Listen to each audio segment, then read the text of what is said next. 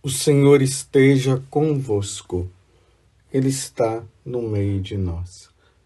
Proclamação do Evangelho de Jesus Cristo, segundo Marcos. Glória a vós, Senhor.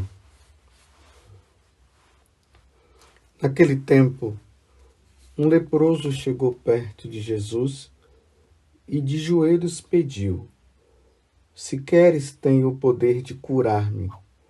E Jesus, cheio de compaixão, estendeu a mão, tocou nele e disse: Eu quero, fica curado. No mesmo instante a lepra desapareceu e ele ficou curado. Então Jesus o mandou logo embora, falando com firmeza: Não contes nada disso a ninguém.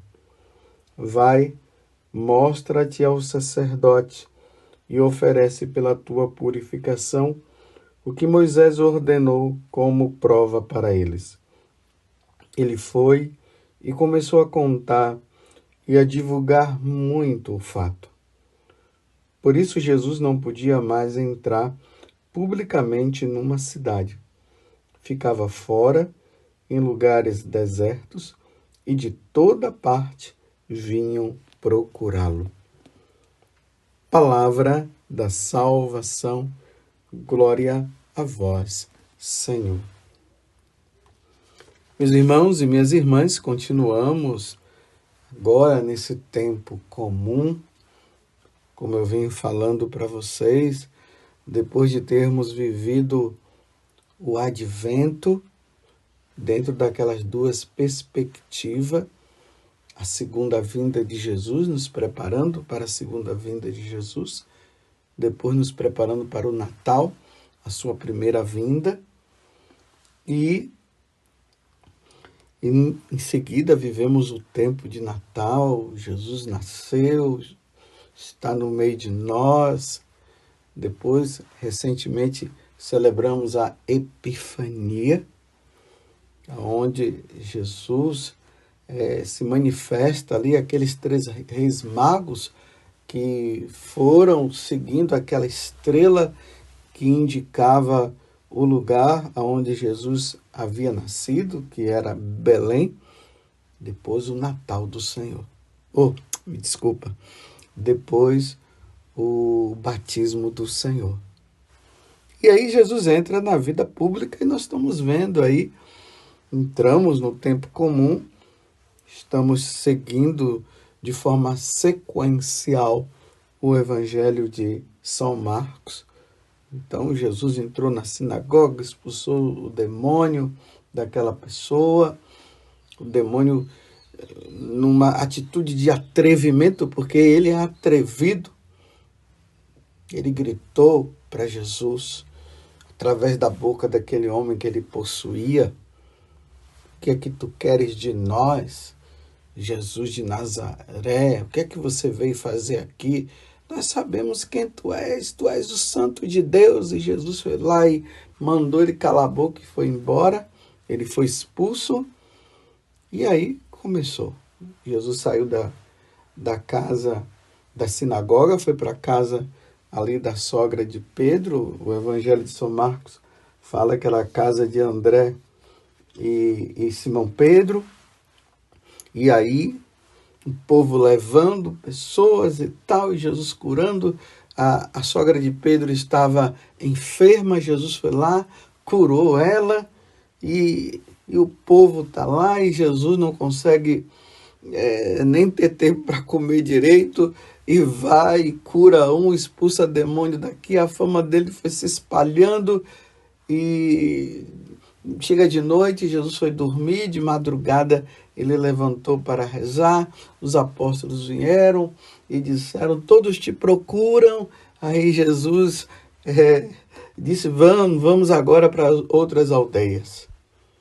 Eu falei até assim, dessa forma, narrei, né? Igual como se eu estivesse narrando um jogo de futebol, para você perceber como é que Marcos ele vai narrando essa vida de Jesus, essa vida pública, Jesus que está pregando, que está curando, é assim. E hoje, nós nos deparamos com esta situação. Um leproso chegou perto de Jesus e de joelhos pediu: se queres, tem o poder de curar-me. Jesus, cheio de compaixão, estendeu a mão, tocou nele e disse: eu quero. Veja, Jesus agora que diz: eu quero. Fica curado. E no mesmo instante, a lepra desapareceu e ele ficou curado. Interessante que Marcos agora, de uma forma bem personalizada, bem particular, ele apresenta uma pessoa que vai ao encontro de Jesus pedindo para ser curado.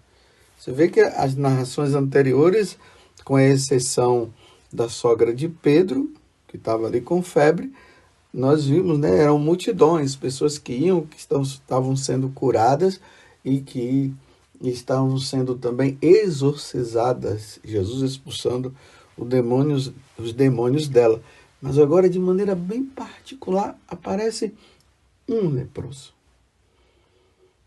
que ouviu a fama de Jesus, Jesus curando, expulsando demônios. Então aquele leproso, ele disse: ele pode me tirar dessa. Ainda mais, meus irmãos, que a lepra no tempo de Jesus não era fácil. Hoje, graças a Deus, já se tem meios de se curar uma pessoa que está com lepra ou ancianismo, né? A pessoa é curada, mas no tempo de Jesus não era assim. Uma pessoa, quando ela estava com a lepra, ela iria morrer. Dificilmente ia ser curada. E ainda mais que o pessoal tinha um medo muito grande de ser contaminado. Então, essas pessoas eram colocadas, viviam separadas dos seus parentes, em lugares distantes, ficavam em cavernas, e quando ela aparecia diante de alguém, já tinha um sino que ficava ali badalando o tempo todo para mostrar que era um leproso, e a pessoa tinha que gritar: lepra, lepra, e os outros saíam correndo. Mas esse leproso, ele faz o contrário. Ele chega perto de Jesus. Ninguém poderia chegar perto do outro. E uma pessoa que estivesse sã jamais chega perto. Jamais se faria isso.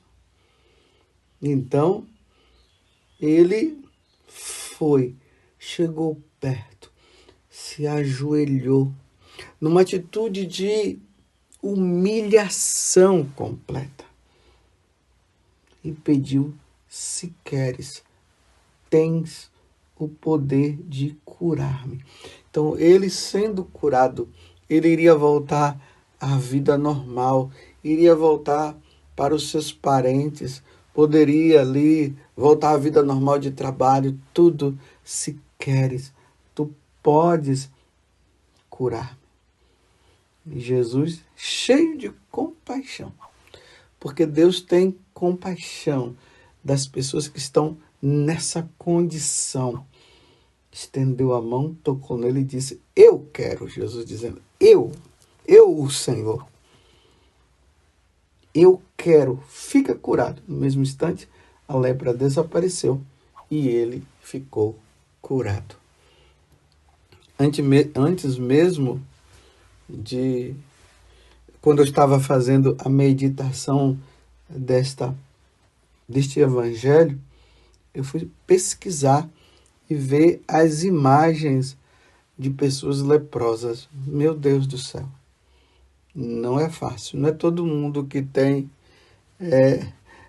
capacidade para ficar vendo uma pessoa leprosa. Ali nas imagens, imagens terríveis. Pessoas sem o nariz, que a lepra havia destruído. Pessoas também com dedos, faltando dedo.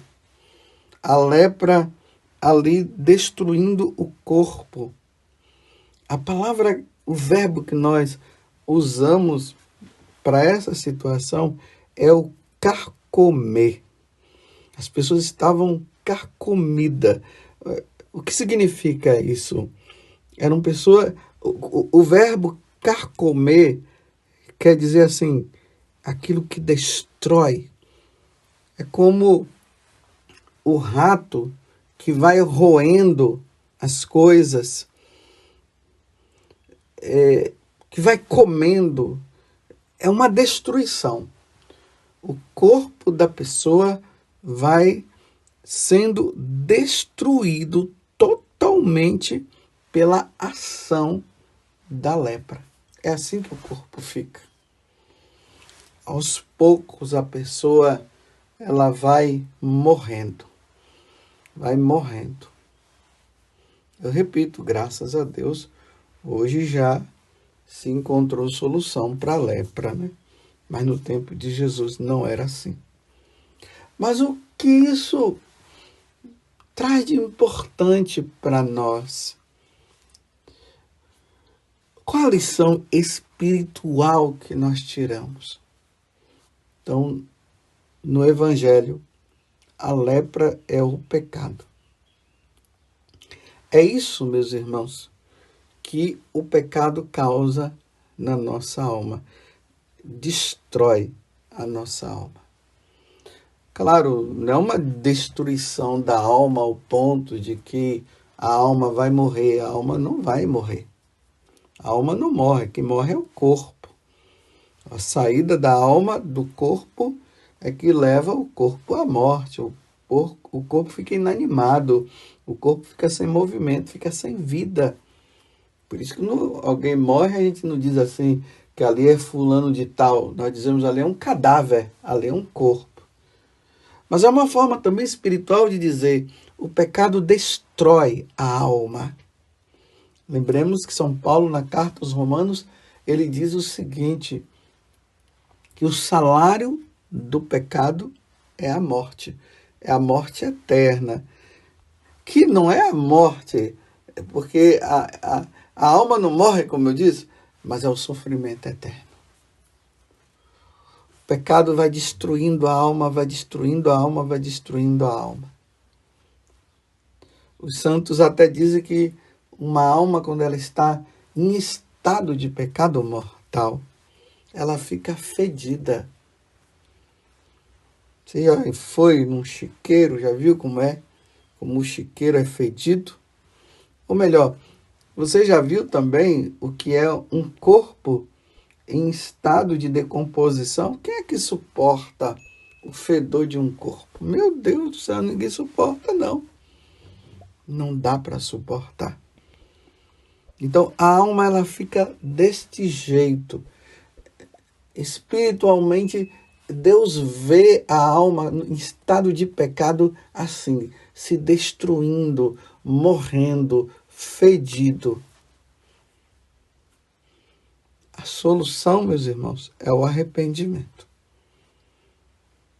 A solução é ir atrás de Jesus e dizer, Senhor, se queres, tem o poder de curar-me. Senhor, o Senhor tem o poder de me tirar desta situação de pecado. Eu não quero viver mais assim. O Senhor me perdoa, aí vem o sacramento. O sacramento, primeiro, para quem não foi batizado, a solução é o batismo, que deixa a alma limpa. Depois do batismo, o confessionário. E isso precisa ficar muito claro para nós católicos. É preciso ir em busca do sacerdote, porque a nossa alma, ela está leprosa. Ela está no pecado.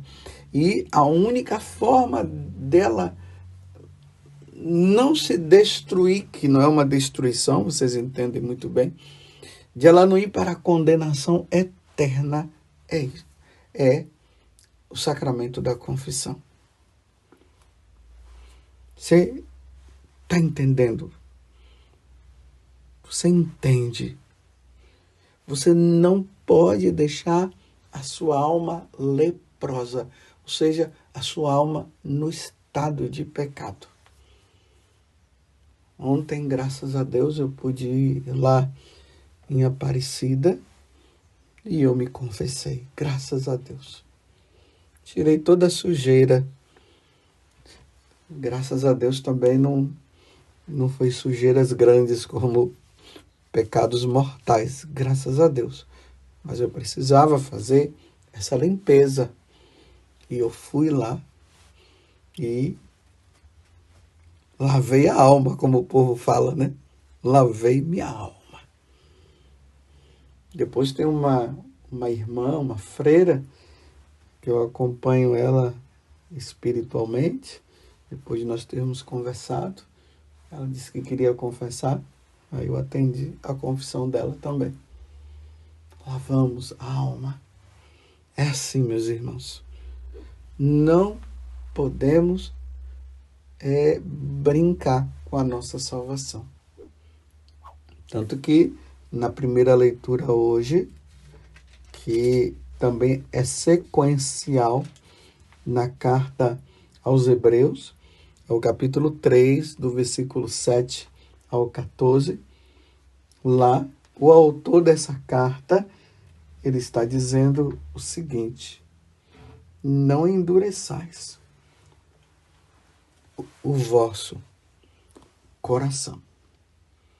Cuidai, irmãos, que não se ache em algum de vós um coração transviado pela incredulidade, levando a afastar-se de Deus. Cuidado. Hoje, se ouvirdes a sua voz, não endureçais os vossos corações. Que é também o Salmo 94, que no versículo 8 diz: Oxalá ouvisses hoje a sua voz, não fecheis os corações. Como em Meriba, como lá no deserto, que na primeira leitura também da carta aos Hebreus está fazendo menção que o povo fechou o coração. E por isso não entraram na terra prometida. Porque endureceram o coração, depois de terem visto tantas maravilhas que Deus havia operado, tiraram eles das mãos do faraó. Eles passaram a pé enxuto pelo Mar Vermelho. No momento que eles sentiram fome, Deus deu o que comer. E aí, na hora da dificuldade, eles começaram a murmurar, então. Aí eles fecharam o coração para Deus. Então, hoje, meus irmãos, não é ontem e nem amanhã, é hoje. Eu até digo agora, neste momento, não endureça seu coração.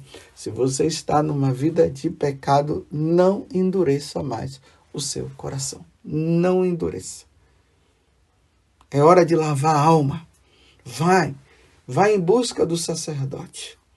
Se não deu certo com esse, vai em busca de outro, mas procure, porque a nossa alma, ela tem que estar limpa. No dia em que nós fomos batizados, nós recebemos ali de forma simbólica uma veste branca, que simboliza ali a graça de Deus, mas também a alma que está limpa, porque na hora que ela foi batizada, a alma ela ficou limpa. Então, a nossa alma tem que estar limpa no dia que nós formos nos encontrar com Deus. Nós não podemos deixar a nossa alma ficar suja. Ela está branca, não pode ficar suja. Você compreende? Então, não permita. Não permita que a tua alma esteja leprosa. Então vá em busca de nosso Senhor, arranca, tira, lava, purifica. Como diz Davi no Salmo 50 ou no Salmo 51, de acordo com a tradução da sua Bíblia. Lava-me, purifica-me, deixa minha alma limpa, diz Davi.